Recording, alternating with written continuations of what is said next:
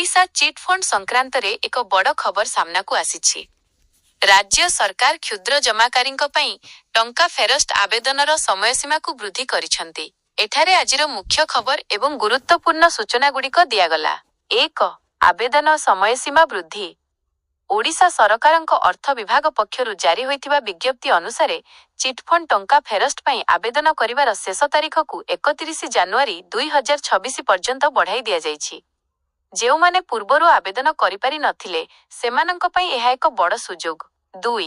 केउमाने टंका फेरस्ट पाइबे।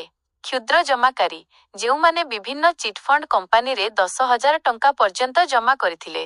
Golden land एही कंपानीर क्षेत्र रे 8,000 टंका पर्यंत जमा करिथिबा व्यक्ति माने टंका फेरस्ट पई योग्य। जमाकारींक दाबी चिटफंड तदंत कमिशन को द्वारा जांच होई सुपारिश होइथिबा आवश्यक। 3. आवेदन प्रक्रिया। योग्य जमाकारी माने निम्नलिखित पदक्षेप नहीं पारिबे। निज अंचलर राजस्व निरीक्षक रेवेन्यू इंस्पेक्टर -RI अंक सह जोगाजोग करंतु। आवश्यकीय दस्तावेज ओरिजिनल रसीद परिचय पत्र और बैंक खाता सहित आवेदन करंतु।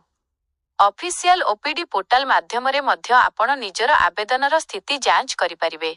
मुख्य तथ्य समरी टेबुल विषय विवरणी नूतन शेष तारीख 31 जनवरी 2026। जमा राशिर सीमा 10,000 पर्यंत साधारण 8,000 गोल्डन लैंड लक्ष्य प्राय 5 लाख अतिरिक्त जमाकारी को टंका फेरस्ट करिबा। सहायता पाई स्थानीय RI ऑफिस किंबा ओपीडी पोर्टल। राज्य सरकारक कहिबा अनुसार एपर्यंत प्राय 49-67 कोटी टंका क्षुद्र जमाकारी को फेरस्ट करा जाइछि। संपत्ति बाज्याप्ति एवं नीलाम प्रक्रिया माध्यमरे आगकु मध्य अधिक जमाकारी को टंका फेरस्त देबाकु लक्ष्य रखा जाइछि। आपण कोन आवेदन करिबा प्रक्रिया विषय रे अधिक जानिबाकु चाहंती? एही वीडियो रे ओडिशा सरकारक द्वारा जारी करा जाइथिबा नूतन विज्ञप्ति एवं टंका फेरस्ट पई आवेदन करिवार सविशेष तथ्य दिया जाइछि।